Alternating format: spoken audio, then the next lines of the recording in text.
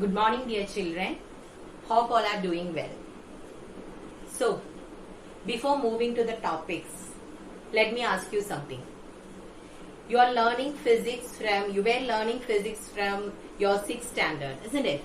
So, in 6th and 7th, you have learned physics as a separate subject. Now, can you tell me what is physics and why are we learning physics? Did you understand my question? What is physics and why are we learning physics? So just think about that. If it is a definition, you can say that physics is a branch of science which deals with nature, isn't it? I hope you have learned this definition. That is the general thing what we will say. That is, physics is a branch of science which deals with nature. Okay. Now, my question is, why are we learning physics? What is the need of learning physics? Have you ever thought of that? What is the need of physics?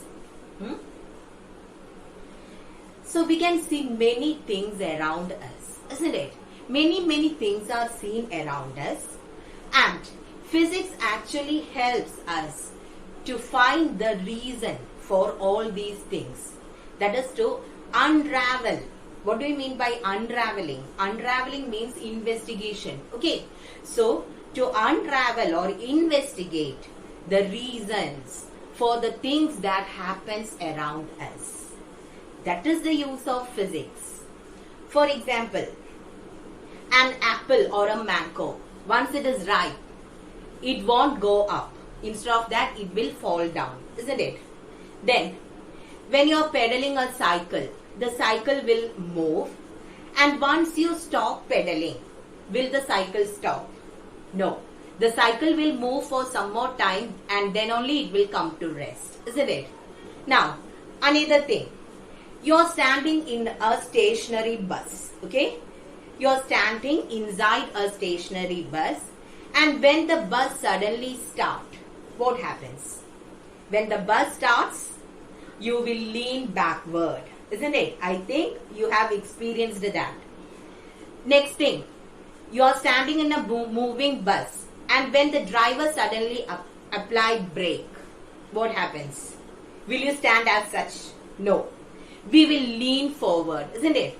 So when the driver applied brake, we will lean forward. Now, all these things are what we see around us. And physics actually gives explanations for each and everything around us. Okay. So, first one, I told you about an apple or a mango. I think you know the answer. What is the reason? Earth is attracting each and every object towards its center. And what is the name for that force? It is known as gravitational force, isn't it? So what is the reason for the apple or mango to come down instead of moving up? It is due to the gravitational force exerted by Earth. Then, next one. When you are applying force on the pedal, the cycle will move. Okay? You have learned about force. So, by applying force on the pedal, the cycle is moving. But once you stop pedaling, the cycle won't stop. The reason is, in order to change the state of a body, we need force. You have learned about force in the lower classes, isn't it? What is force? Force is something which is needed in order to change the state, direction, size or shape or speed of a body. So with the force which you apply, the cycle will move. But it is not necessary that in order to continue motion, force has to be applied continuously. With the force which we apply, the cycle can move. Okay. So that is the reason why even though you are not pedaling, the cycle moves. But after some time, the cycle comes to rest. Why? It is due to the frictional force. If no friction was there, the cycle won't stop. It will continue its motion. Okay. So which concept comes there? Force is required in order to move a body or to stop a body. So by pedaling, the cycle is moving because you are exerting force on the pedals. And with the same force, the cycle will continue its motion even though you stopped, even after stopping the pedaling. Even after you stop pedaling, then also the cycle will be moving. It will stop when the floor or the ground or the road exerts the frictional force. So due to frictional force, the cycle stops.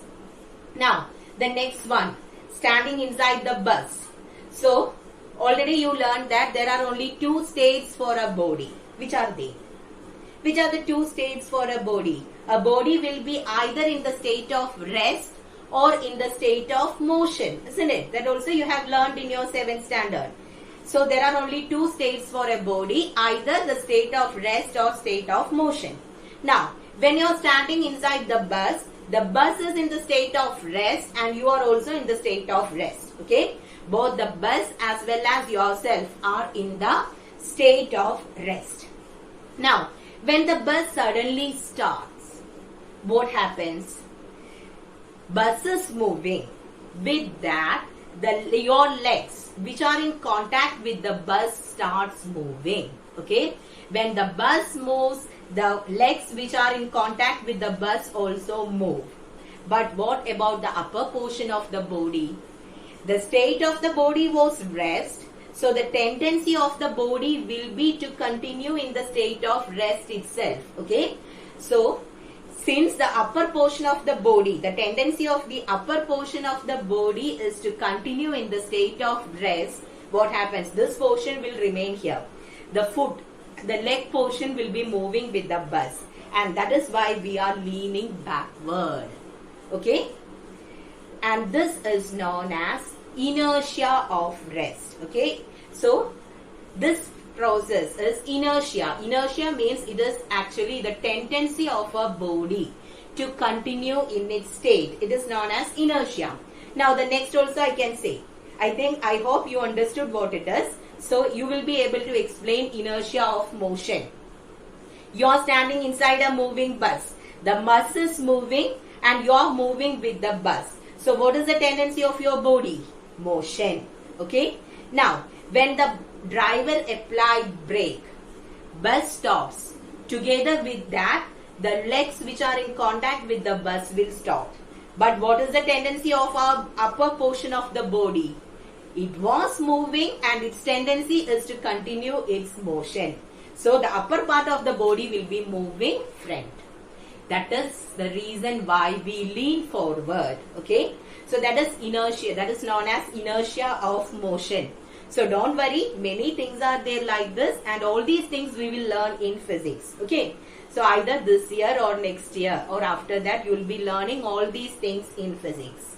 So I just said about 1 or 2 examples and the examples in physics are not, you cannot limit the examples with this. Most of the things what you see around you can be explained in physics. Okay. So today onwards you can check for the changes what you see around you and you can try to get the answer. Clear? So keeping all these things in mind, we will move to our first chapter. Which is our first chapter? It is more about matter. Okay. Can you tell me what is matter? I think you have learned matter from your 3rd standard or 4th standard itself, isn't it? In physics and chemistry, most probably the first chapter will be matter. So, what is matter? Matter is something which has mass and that occupies space, isn't it? So, first we will be discussing about the term matter. Matter means something or anything which occupies space. What do you mean by that? Any object which requires some space to occupy. That will be matter. Okay? So it needs some space to occupy.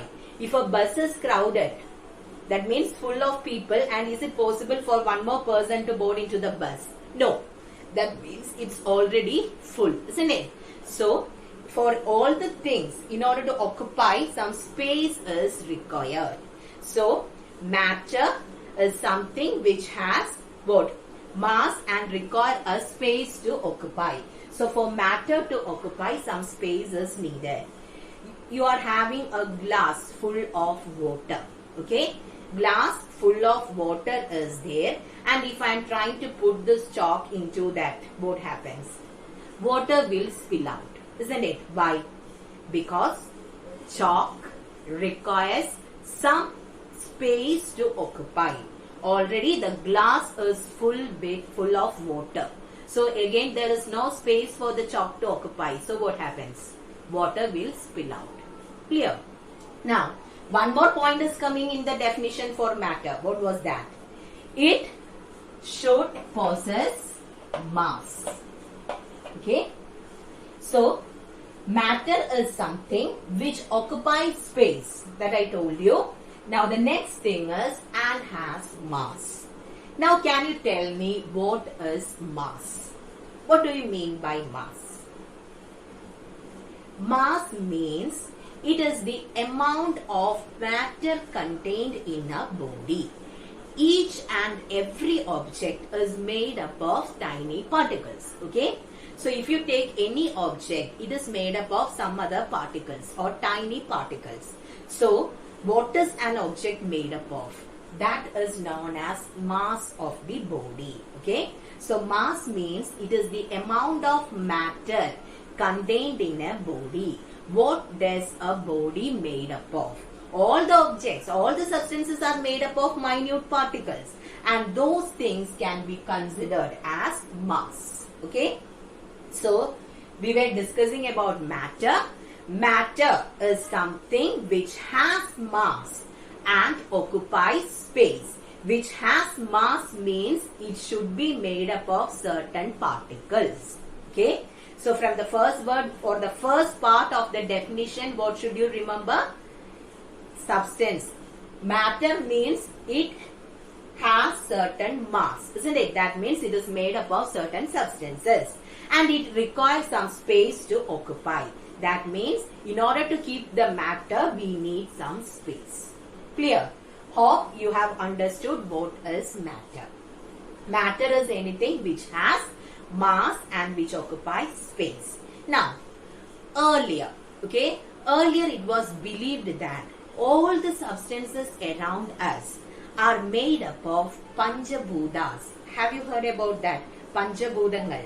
Okay, so all the things around us are made up of Panchabhutas. Can you tell me which are those 5 elements?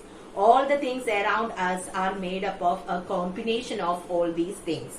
So the Panchabhutas are water, earth, wind, fire and cosmos, that is sky. So these are called the Panchabhutas. So earlier it was believed that all the substances in the universe are made up of a combination of these 5 things called Panchabhutas. Earth, wind, then fire, water and sky. Okay? Then this belief was kept until a scientist named Dalton. Okay? John Dalton. So until the scientist Dalton proved that matter is made up of minute particles, minute and indivisible particles called atoms. Okay? And the word atom actually comes from the Greek word atomos. This means indivisible. Okay, that means it cannot be divided further. So, earlier it was believed that all the substances in the universe are made up of Panchabhutas. Later, Dalton proved that matter, that means all the substances, are made up of tiny particles called atoms. And what is the specialty? What does he say? Atoms are indivisible. That means again you cannot make it into tiny particles. Atoms are the smallest units. And this word atom actually came from the Greek word atomos. Okay, atomos means indivisible. Now, is atom indivisible? Is it? No, atom is not indivisible. Atom, when you take an atom, actually it consists of a nucleus in the center, isn't it? And what all things are present inside the nucleus? We are having the protons and the neutrons. And what are they together known as? It is known as nucleons, isn't it? So an atom consists of a nucleus in the center with protons and neutrons. Then electrons will be revolving around the nucleus in fixed orbits, isn't it? That makes an atom. So in an atom, we are having the nucleus in the center with protons and neutrons. Then the electrons will be revolving around the nucleus in fixed orbits. So what can you conclude from that? Atoms are not indivisible. Atoms are also made up of particles. Okay. Now, some atoms can stay or exist alone, but few atoms cannot occupy or exist alone. They will combine combine with same kind of atoms or different, and then only they can stay. Okay. So when you consider an atom, all the atoms cannot exist alone. They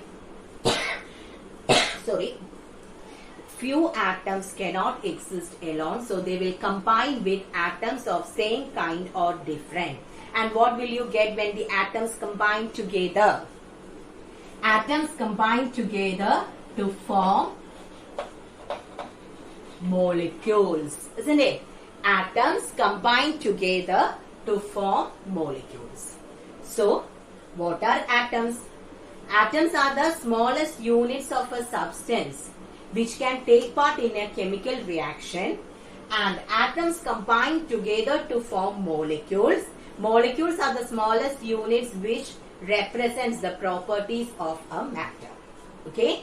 So, atoms are the smallest units that can take part in a smallest units of matter that can take part in a chemical reaction. Molecules, atoms combine together to form molecules, and then what you can say? They are the smallest units which can represent the properties of the matter. So, is it clear about atoms and molecules? Now, the next thing, already I told you atoms will combine together, isn't it? Atoms will combine together to form two types of pure substances. Okay? Atoms combine together to form two types of pure substances. Which are they? They are elements and compounds. Okay? They are elements and compounds. So what are elements?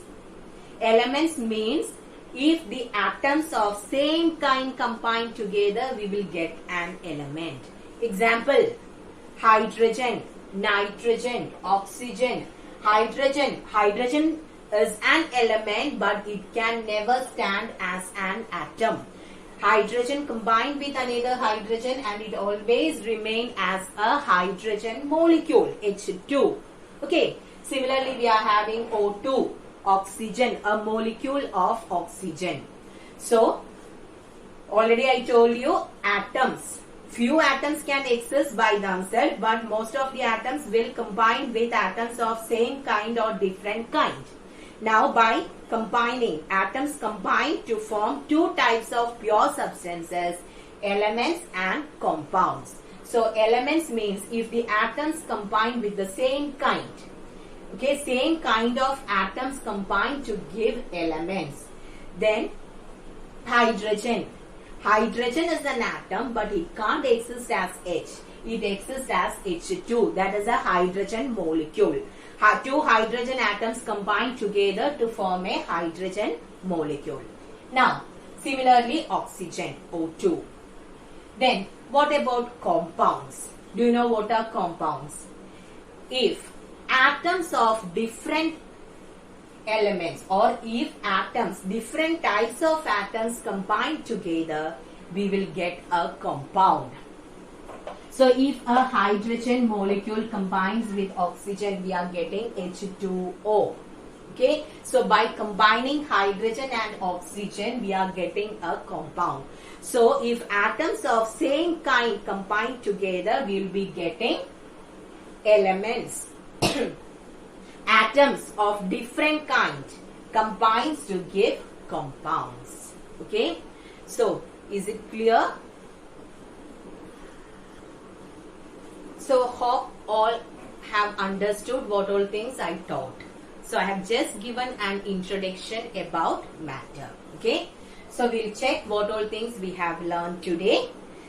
So first thing is about matter. What is matter?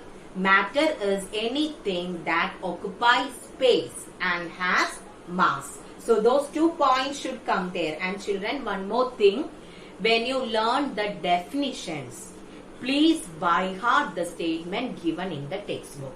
Okay, if you write the definitions in your own words, you won't score mark.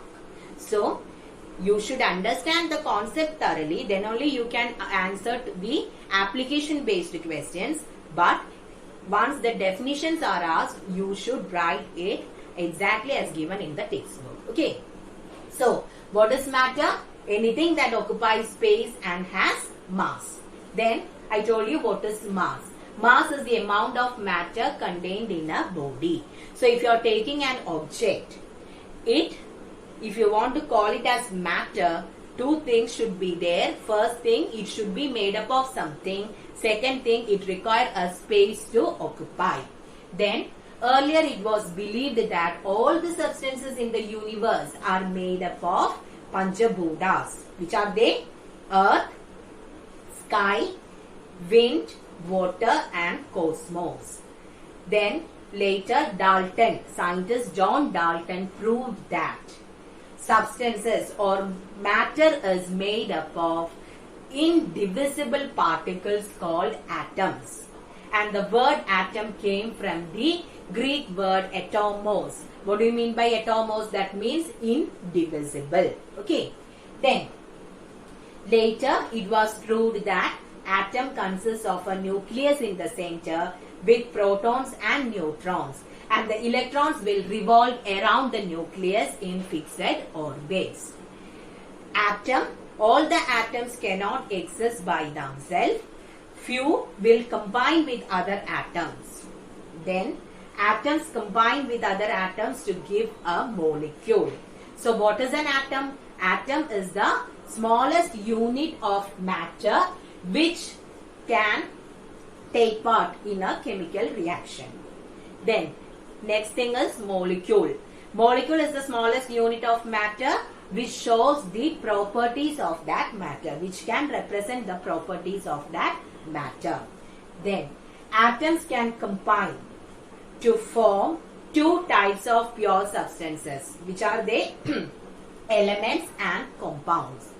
If atoms of same kind combine together, we'll be getting an element. For example, hydrogen, oxygen, etc. Hydrogen, H, it can't stay as an atom.